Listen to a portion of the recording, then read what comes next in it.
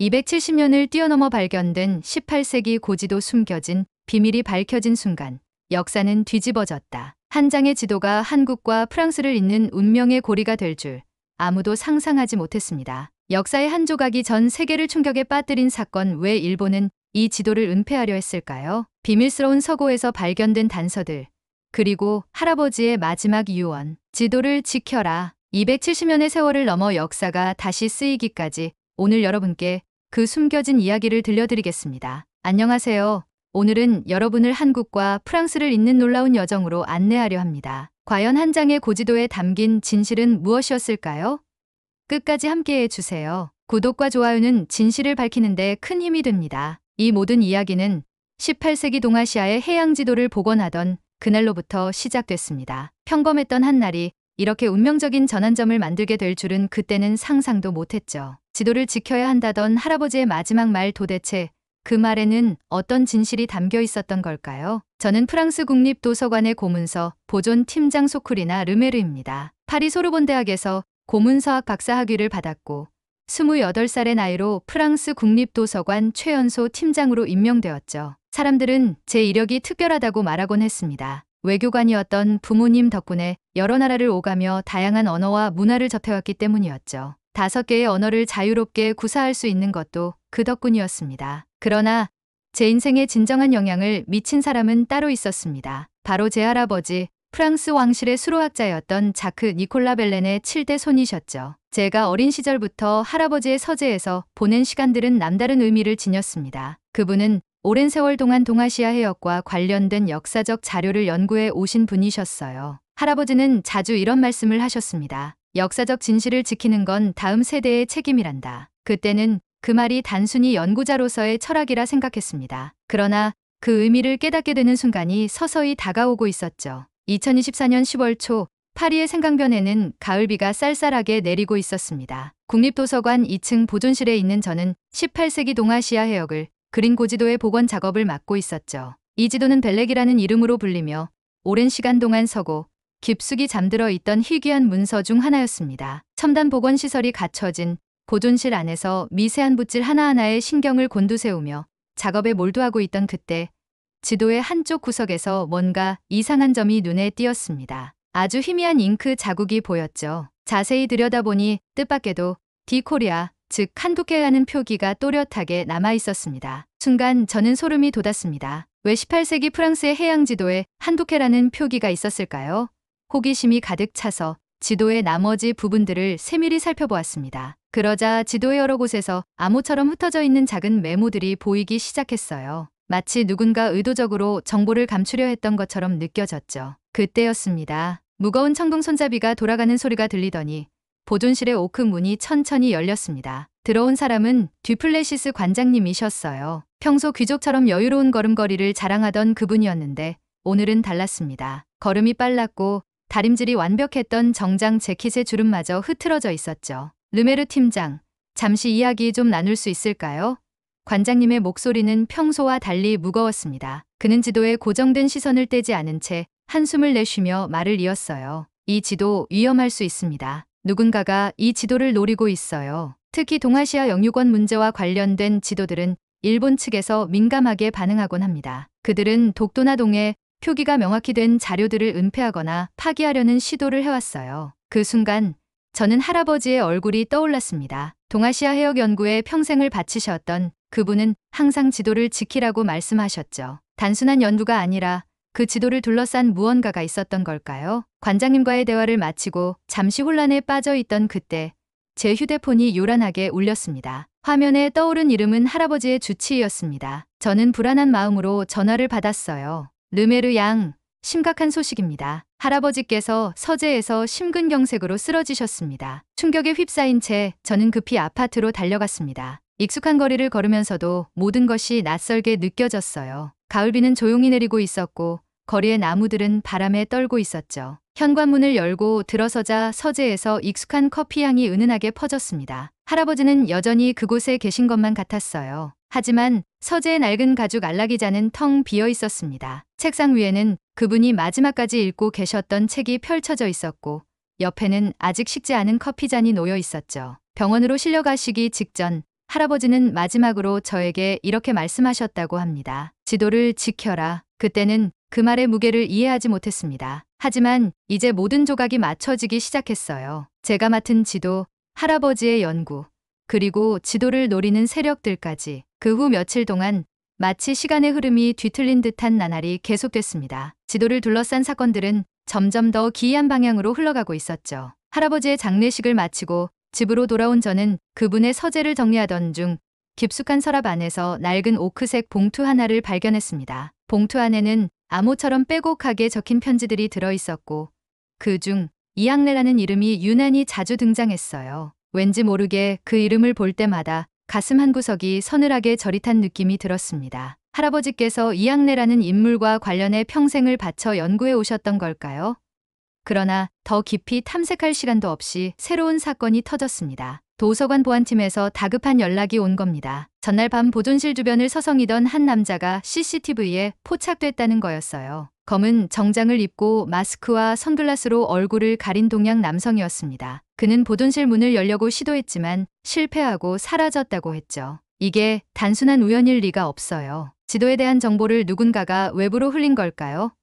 보안팀 직원의 목소리가 불안하게 떨렸습니다. 저도 같은 생각이 들었어요. 상황이 수습되기도 전에 또 다른 연락이 도착했습니다. 이번에는 일본의 동아시아 역사문화재단이라는 단체가 도서관 측의 지도 매입을 제안해 온 겁니다. 무려 100만 유로라는 거액을 제시했죠. 저는 순간 멍해졌습니다. 지도가 외부의 존재조차 알려지지 않았는데 어떻게 그들이 알고 이렇게 거액의 제안을 할 수 있었던 걸까요? 게다가 할아버지께서 돌아가신 직후라는 타이밍도 너무 의심스러웠습니다. 관장님과 저는 매입 제안을 즉각 거절했습니다. 하지만 그 순간부터 도서관 안팎으로 점점 더 큰 압박이 가해지기 시작했어요. 마치 우리가 감시당하고 있다는 느낌마저 들었죠. 그러던 중 도서관 동향사 서가에서 한 남자를 마주쳤습니다. 키가 크고 단정한 차림의 그 남자는 프랑스어로 벨렉의 항해 일지를 요청하고 있었어요. 순간 저는 본능적으로 긴장했습니다. 혹시 지도와 관련된 사람일지도 모른다는 생각이 스쳤죠. 그는 자리에 앉아 꼼꼼히 자료를 살펴보고 있었고 우연히 그의 메모에 적힌 한글이 눈에 들어왔습니다. 저는 주저하지 않고 다가가 한국어로 말을 걸었어요. 그제야 그는 놀란 듯 고개를 들며 답했습니다. 한국어를 하실 줄 아시군요. 저는 강인성입니다. 국제학부 교수로 일하고 있습니다. 그의 눈빛에는 날카로운 지성과 함께 묘한 긴장감이 서려 있었어요. 저 역시 경계심을 품고 있었지만 대화를 나눌수록 그가 믿을 만한 사람이라는 느낌이 들었습니다. 강인성 교수는 벨렉의 지도가 독도와 동해, 표기를 둘러싼 역사적 진실을 담고 있다며 이 자료를 복원 중이라는 소식을 듣고 일부러 프랑스까지 왔다고 했습니다. 그렇게 시작된 대화는 자연스럽게 도서관 카페로 이어졌고 우리는 더 깊은 이야기를 나누기 시작했습니다. 강 교수는 독도 문제에 대한 역사적 연구를 오랫동안 해왔으며 특히 동아시아 해양사에서 조선이 뛰어난 기술력을 가지고 있었다는 점을 강조했습니다. 하지만 일본 측에서 이런 자료들을 은폐하려는 시도가 계속되고 있습니다. 아마 르메르님께서도 최근 이상한 일들을 겪으셨겠죠? 그의 말에 저는 소름이 돋았습니다. 어떻게 그가 제가 겪은 일을 알고 있었을까요? 카페 창밖으로 파리의 붉은 노을이 물들어가고 있었어요. 강 교수는 결연한 목소리로 말했습니다. 이제 더 이상 늦출 수 없습니다. 직접 한국으로 가셔야 할 겁니다. 독도 체험반의 할아버지께서 남기신 단서가 있을 겁니다. 저는 그의 말을 들으며 결심했습니다. 모든 것을 확인하기 위해 한국으로 가기로요. 이 지도에 얽힌 진실을 밝혀내기 전까지는 돌아오지 않을 겁니다. 며칠 후 저는 강인성 교수와 함께 한국행 비행기에 올랐습니다. 도서관 보안팀과 관장님에게는 최대한 비밀리에 떠난다는 사실을 전했고 모든 연구 자료는 안전하게 보관해 두었습니다. 13시간의 긴 비행 끝에 인천국제공항에 도착했을 때 저는 말문이 막혔습니다. 천장 높이 설치된 초대형 디지털 아트홀에서는 한국의 전통 문양이 현대적 감각으로 재해석되어 흐르고 있었고 로봇 안내원들이 유려한 동작으로 승객들을 맞이하고 있었죠. 샤를드골 공항과는 비교도 안 될 만큼 미래지향적인 풍경에 그저 감탄할 수밖에 없었습니다. 이제 운명의 문이 열리고 있습니다. 할아버지의 마지막 당부가 담긴 그 지도를 둘러싼 비밀 그리고 그 진실을 마주하기 위한 여정이 시작된 것이었죠. 13시간의 긴 비행 끝에 마침내 한국에 도착했습니다. 한순간도 마음을 놓을 수 없었죠. 공항을 나서며 느낀 첫인상은 하나였습니다. 여기는 제가 예상했던 아시아의 모습이 아니었습니다. 인천국제공항에서 자동 입국 심사대를 지나 공항철도를 탔습니다. 창밖으로 펼쳐진 한국의 풍경은 너무나도 이질적이면서도 매력적이었습니다. 한강변을 따라 늘어선 마천루들이 마치 미래 도시를 연상시키는 모습이었어요. 특히 88층짜리 롯데월드타워가 구름을 뚫고 하늘로 솟아있는 광경은 압도적이었죠. 그런데 신기하게도 현대적인 고층 빌딩들 사이사이로 경복궁, 남산 한옥마을 같은 전통 건축물들이 자연스럽게 조화를 이루고 있었습니다. 파리에서 보던 역사적 건물들과는 전혀 다른 분위기였어요. 이곳에서는 과거와 미래가 하나로 연결되어 있는 듯한 느낌을 받았습니다. 공항철도에서 내려 서울역에 도착하자 강인성 교수가 저를 기다리고 있었습니다. 파리에서 봤던 모습과는 또 다른 분위기였죠. 그는 몸에 딱 맞춘 네이비 컬러 수트를 입고 있었는데 학문적 진중함과 동시에 세련된 도시적 매력을 풍기고 있었습니다. 어서 오세요, 르메르님. 피곤하시죠? 생각보다 한국이 정말 현대적이네요. 놀랐어요. 그는 웃으며 짐을 들어주었습니다. 아마 계속해서 놀라게 되실 겁니다. 이제 독도 체험관으로 갑시다. 거기서부터 본격적인 이야기가 시작될 거예요. 우리는 남산 인근에 위치한 독도 체험관으로 향했습니다. 건물에 들어서자마자 눈앞에 펼쳐진 광경에 다시 한번 놀라고 말았습니다. 입구에는 거대한 투명 LED 스크린과 홀로그램 전시가 설치되어 있었어요. 마치 독도의 섬 전체가 제 앞에 떠 있는 듯한 착각이 들 정도였죠. 스크린 속의 독도는 사계절에 따라 모습을 바꾸고 있었고 심지어 날씨와 조수간만의 차까지 실시간으로 반영되고 있었습니다. 강 교수는 제 놀란 얼굴을 보며 미소를 지었습니다. 이곳에서는 독도를 직접 방문한 것과 거의 같은 경험을 할 수 있습니다. 한국은 이런 첨단 전시 기술에 있어 세계 최고 수준이에요. 우리는 역사적 발자취 전시실을 걷기 시작했습니다. 벽면에는 독도와 동해의 역사를 기록한 사진들과 문서들이 가득 걸려 있었죠. 그러던 중 한 장의 오래된 사진이 제 눈에 들어왔습니다. 사진 속에는 할아버지가 한 중년 남성과 나란히 서서 무언가를 토론하고 있는 모습이었습니다. 두 사람의 표정은 굉장히 진지했죠. 그 순간 낯익은 발걸음 소리가 들렸습니다. 회색 경장을 입은 중년 신사가 우리에게 다가왔습니다. 안녕하세요, 강 교수님. 오랜만입니다. 중후한 목소리의 주인공은 김현수 수석학 예사였습니다. 그는 강 교수와 악수를 나눈 뒤 제게도 인사를 건넸습니다. 저는 이 체험관의 수석학 예사입니다. 이곳에 오신 목적이 벨렉의 지도 때문이라고 들었습니다. 저는 고개를 끄덕였습니다. 사진 속 이 남자가 혹시? 김 수석은 사진을 바라보며 조용히 대답했습니다. 맞습니다. 저예요. 당시 르메르님의 할아버지와 함께 독도 관련 연구를 하며 많은 이야기를 나눴죠. 그분께서 기증하신 자료가 이곳 수장고에 보관되어 있습니다. 직접 보시겠습니까? 그는 우리를 비밀 수장고로 안내했습니다. 습도와 온도가 철저히 조절된 공간에서 김 수석은 조심스럽게 보관함을 열어 낡은 한지에 적힌 편지를 꺼냈습니다. 그 편지는 바로 할아버지께서 마지막으로 남기신 자료 중 하나였습니다. 편지를 펼쳐본 순간 놀라운 내용이 눈에 들어왔습니다. 편지에는 이양래라는 이름이 반복적으로 등장하고 있었어요. 이양래는 단순한 표류민이 아니라 조선 왕실의 비밀해로 조사단장이었다는 내용이 적혀 있었습니다. 강 교수는 눈을 빛내며 설명했습니다. 이양래는 당시 조선의 뛰어난 수로학자로서 동아시아 해역의 흐름을 상세히 조사했습니다. 이 지도가 바로 그 해로 조사 기록을 바탕으로 만들어졌을 가능성이 높습니다. 저는 그 말에 깊은 생각에 잠겼습니다. 지금까지 퍼즐 조각 같았던 모든 사건들이 하나로 연결되는 느낌이 들었죠. 할아버지는 왜 이 진실을 지키기 위해 평생을 바치셨던 걸까요? 이제 우리가 할 일은 명확했습니다. 조선의 숨겨진 해양 역사를 찾아내고 할아버지의 마지막 뜻을 완성하는 것. 그렇게 우리는 다음 목적지인 경상북도 울진으로 향하게 됩니다. 한국에서의 여정은 점점 더 깊어져 갔습니다. 서울의 독도 체험관에서 발견한 단서들을 통해 우리는 경상북도 울진으로 향했습니다. 이양래라는 인물의 후손들이 여전히 그곳에 살고 있다는 정보를 입수했기 때문이죠. 서울에서 출발한 고속열차가 경상도 해안을 따라 달리기 시작했습니다. 창밖으로는 끝없이 펼쳐진 동해가 보였고 먼 바다에서는 하얀 파도가 잔잔하게 부서지고 있었습니다. 울진에 가까워질수록 주변 풍경은 점점 더 고요하고 소박해졌습니다. 높은 빌딩들이 사라지고 전통적인 한옥과 오래된 마을길이 보이기 시작했죠. 차창너머로 보이는 풍경은 마치 시간이 멈춘 듯한 인상을 주었습니다. 마을에 도착하자 우리는 마을 이장님의 안내를 받아 이양래의 후손들이 살고 있다는 오래된 고택으로 향했습니다. 그 집은 마을에서도 가장 높은 언덕에 자리 잡고 있었고 집 뒤로는 울창한 소나무 숲이 펼쳐져 있었습니다. 이 집은 300년 넘게 한 자리를 지키고 있습니다. 아마 찾으시는 자료가 이곳에 남아있을지도 모르겠군요. 고택의 당지문을 밀고 안으로 들어가자 마치 과거로 돌아간 듯한 느낌이 들었습니다. 나무로른 마루와 격자무늬 창호는 세월의 흔적을 고스란히 간직하고 있었죠. 집안 어르신께서 우리를 반갑게 맞아주셨습니다. 멀리서 오셨다고 들었습니다. 저희 집안에 조상님과 관련된 자료들이 전해져 오고 있습니다만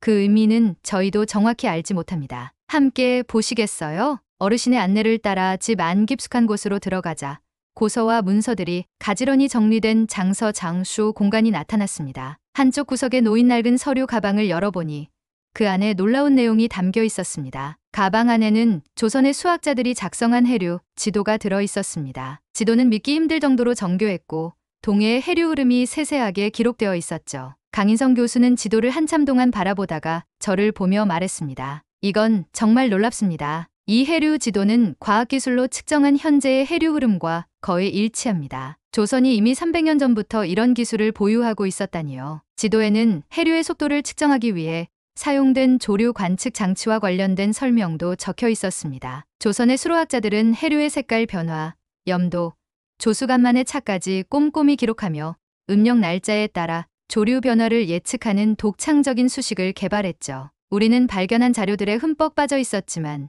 그 순간 외부에서 인기척이 느껴졌습니다. 마당에서 사람들의 움직임 소리가 들리더니 누군가가 고택 주변을 서성이는 듯한 그림자가 어른거렸죠. 강 교수는 창가로 다가가 조심스럽게 밖을 내다보았습니다. 검은 정장을 입고 선글라스를 쓴 2명의 남자들이 고택 주변을 돌아다니고 있었어요. 이상하군요. 누군가가 우리를 따라온 것 같습니다. 순간 긴장감이 돌았습니다. 누군가가 우리의 연구를 방해하려는 움직임을 보이고 있었던 것이죠. 우리는 서둘러 자료들을 안전한 곳에 옮기고 마을 사람들에게도 경계를 부탁했습니다. 마을로 돌아가는 길에 우리는 누군가의 감시를 받고 있다는 느낌을 계속 받았습니다. 이후 울진에서 하루를 보내는 동안 몇 차례 더 수상한 인물들이 마을 근처에 나타났다는 제보를 받았습니다. 강 교수는 심각한 표정으로 말했습니다. 이제부터가 진짜입니다. 그들이 이렇게 적극적으로 움직인다는 건 우리가 매우 중요한 진실에 가까워지고 있다는 증거죠. 우리는 그날 밤 고택의 서재에서 발견한 자료들을 철저히 정리했습니다. 강 교수는 제가 가져온 벨렉의 지도와 조선의 해류 지도를 비교하며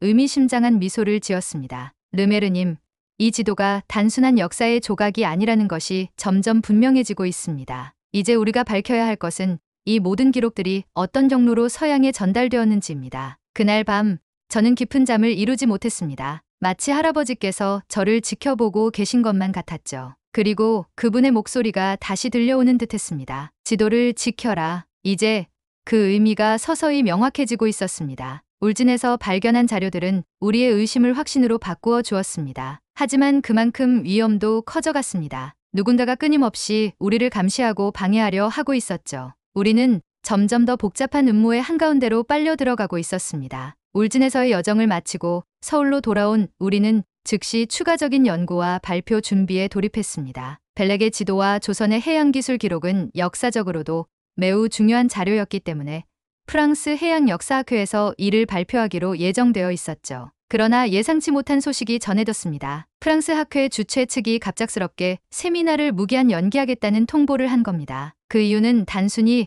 기술적 문제라는 불명확한 설명뿐이었어요. 이건 뭔가 이상합니다. 갑자기 세미나가 연기될 이유가 없잖아요. 제가 강 교수에게 불안한 목소리로 말했습니다. 강 교수는 고개를 끄덕이며 말했습니다. 아마 외부의 압력이 작용했을 가능성이 큽니다. 특히 일본 측에서 이런 연구가 발표되는 걸 가만히 두고 보지는 않을 겁니다. 그의 말이 끝나기도 전에 또 다른 사건이 터졌습니다. 제 이메일 계정이 해킹당할 뻔한 흔적이 발견된 겁니다. 보안팀이 조사한 결과 해킹 시도는 일본 내에서 이루어진 것으로 확인되었습니다. 게다가 도서관에서 복원 중이던 지도의 일부 이미지가 일본의 한 우익 성향 언론사 웹사이트에 왜곡된 형태로 게시되기까지 했죠. 연구팀은 빠르게 보안을 강화했고 강 교수와 저는 별도의 안전한 장소에서 자료들을 다시 정리하기로 했습니다. 그러나 외부로부터의 압박은 계속됐습니다. 일본의 모 재단은 지도 매입 제한을 다시 해왔고 이번에는 공식적인 외교 경로까지 거론하며 압박을 가했습니다. 강 교수는 단호하게 말했습니다. 우리가 더 이상 물러설 곳은 없습니다. 이 지도가 담고 있는 진실은 반드시 밝혀져야 합니다. 이제 그들에게는 시간을 주면 안 됩니다. 다행히도 우리의 연구 결과에 관심을 보인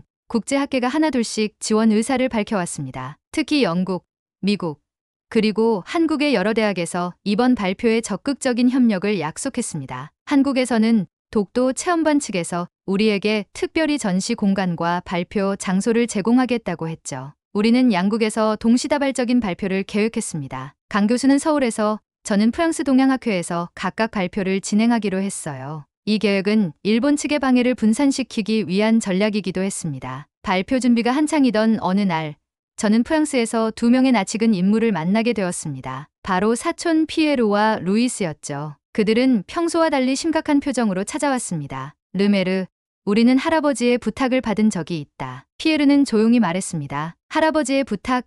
저는 놀라며 물었습니다. 피에르는 일본과 중국 단체들의 움직임에 대해 설명하기 시작했습니다. 할아버지께서는 생전에 사촌들에게 특정 단체들과 의도적으로 접촉하라는 임무를 부여하셨던 겁니다. 피에르는 일본 측의 매입 시도를 유도해 그들의 존재를 드러내는 역할을 했고, 루이스는 중국 재벌들의 매수 시도를 기록으로 남기고 있었습니다. 우리는 처음엔 왜 이런 역할을 맡아야 했는지 이해하지 못했다. 하지만 할아버지의 노트를 읽고 나서야 그분의 깊은 뜻을 깨달았다. 저는 그들의 고백에 충격을 받았습니다. 할아버지는 단순히 연구자가 아니라 이미 오랜 시간 동안 진실을 밝히기 위한 치밀한 계획을 세우고 계셨던 겁니다. 결전의 순간을 앞두고 며칠 뒤 프랑스 동양학회 특별 세미나가 마침내 개최되었습니다. 고풍스러운 강당에는 백발의 석학들이 모여 있었고, 그들 중에는 일본과 중국의 학자들도 눈에 띄었습니다. 강당에 서서 저는 깊은 숨을 들이마셨습니다. 모든 것이 이 순간을 위해 준비되어 온 것 같았습니다. 조선의 해양기술,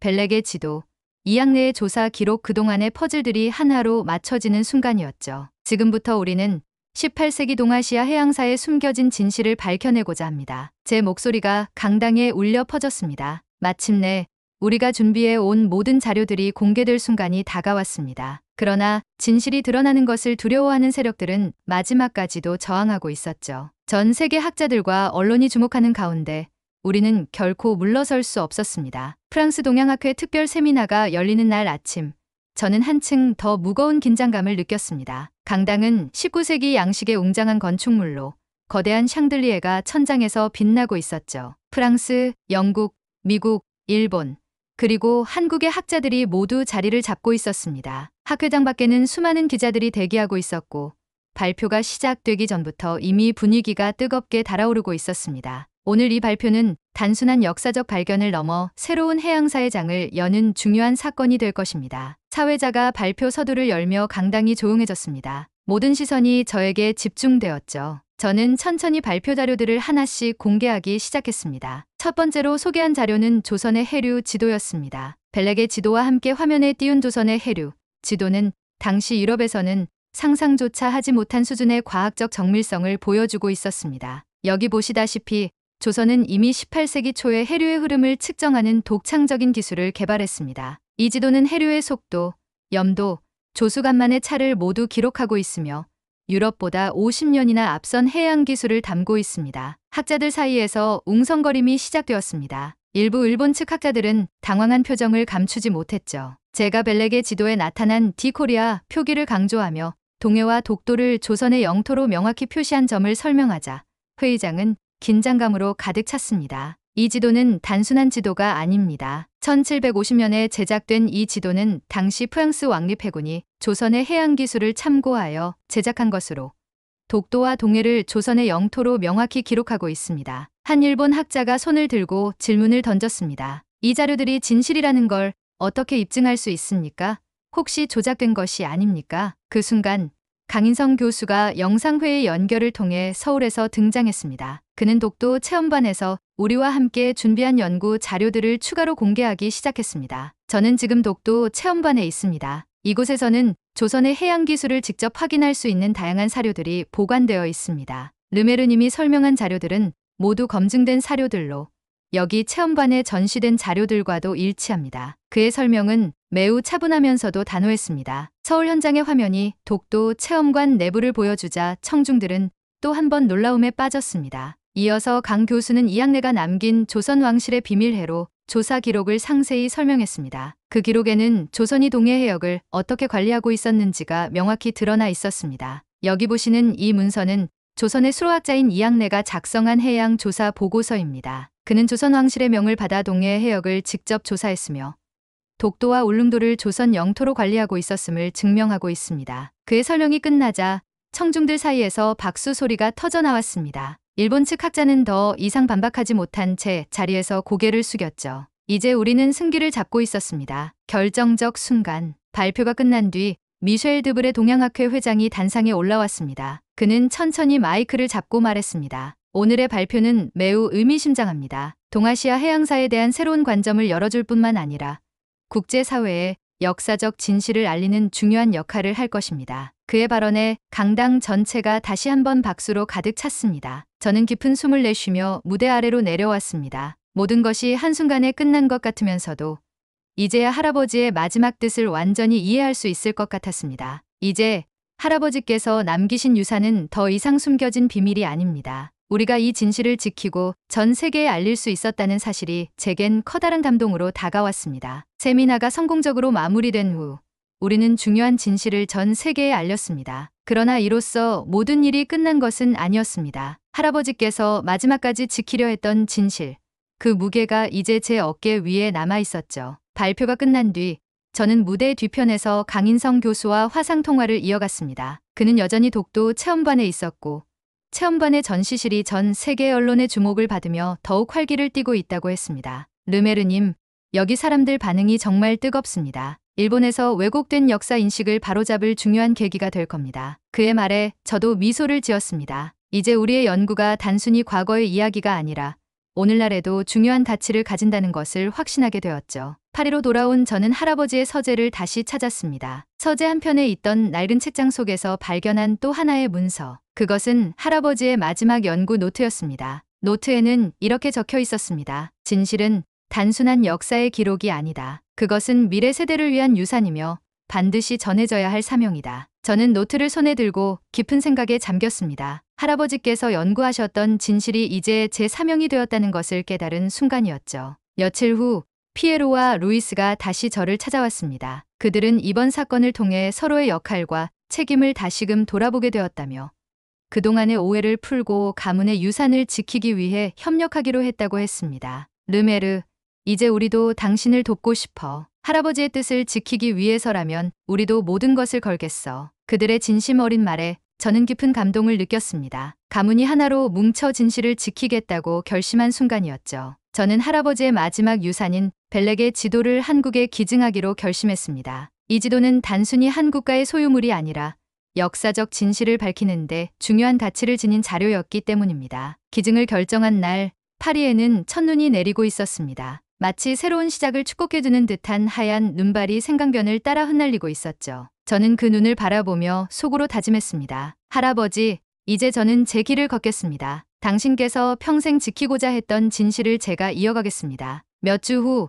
서울의 독도 체험관에서 벨렉의 지도가 공식적으로 전시되었습니다. 최첨단 전시 기술이 도입된 체험관에는 세계 각국에서 온 학자들과 관광객들이 가득했습니다. 강 교수와 함께 전시장을 걸으며 저는 깊은 감동을 느꼈습니다. 수많은 사람들이 독도와 동해의 역사를 배우고 조선의 해양기술에 대해 경탄하는 모습을 보며 우리가 한 일이 헛되지 않았다는 것을 실감할 수 있었습니다. 르메르님, 이게 시작일 뿐입니다. 앞으로도 더 많은 역사적 진실을 밝혀내야 할 겁니다. 강 교수의 말에 저는 고개를 끄덕였습니다. 맞아요. 이제 저도 이 길을 계속 걸어가려 합니다. 우리가 할아버지께 빚진 것이 많으니까요. 그날 독도의 절벽 위에 서서 파도 소리를 들으며 느꼈던 그 감동은 평생 잊지 못할 것입니다. 우리는 단순히 과거를 밝히기 위해 이 여정을 시작한 것이 아니었습니다. 이것은 미래를 위한 약속이자 우리 모두가 지켜야 할 소중한 유산이었습니다. 진실을 세상에 알리는 여정은 끝났습니다. 하지만 제 마음속에는 또 다른 시작이 다가오고 있었습니다. 할아버지께서 남기신 유산은 단순한 역사가 아니라 제가 지켜나가야 할 사명이 되어 있었습니다. 독도 체험관의 전시회가 성공적으로 마무리된 다음 날, 저는 강인성 교수와 함께 서울의 한 전통 찻집에서 마주 앉아 있었습니다. 한옥을 개조한 이 찻집은 고요하면서도 따뜻한 분위기를 풍기고 있었죠. 창밖으로는 붉게 물든 단풍잎들이 은은한 가을 햇살 아래 흔들리고 있었습니다. 르메르님, 이제 다음 계획은 어떻게 하실 겁니까? 강 교수는 찻잔을 들며 조심스럽게 물었습니다. 저는 잠시 고민하다가 대답했습니다. 한국에서 조금 더 머무르며 조선의 해양기술과 관련된 다른 자료들을 조사할 생각이에요. 파리에서는 느끼지 못했던 무언가가 이곳에 있어요. 제가 그동안 놓치고 있었던 진실이요. 강 교수는 미소를 지으며 고개를 끄덕였습니다. 그 마음, 저도 이해합니다. 사실 저도 이 연구를 시작하면서 독도에 대한 자부심과 책임감을 새롭게 느꼈습니다. 그날 밤, 저는 독도에서 있었던 순간을 떠올렸습니다. 할아버지께서 그토록 진실을 지키려고 하셨던 이유가 이제야 명확하게 다가오더군요. 우리는 서로의 마음을 확인하며 조용히 찻잔을 마셨습니다. 거친 바닷바람이 불어오는 절벽 위에서 할아버지의 마지막 강부가 마음속 깊이 다시 울려 퍼졌던 순간이요. 그때 저는 단순히 한 장의 지도를 의미하는 것이 아니란 걸 깨달았습니다. 그것은 곧 역사의 진실을 지키고 후세에 전하는 사명을 의미했던 것이죠. 파도가 절벽을 때리는 소리와 함께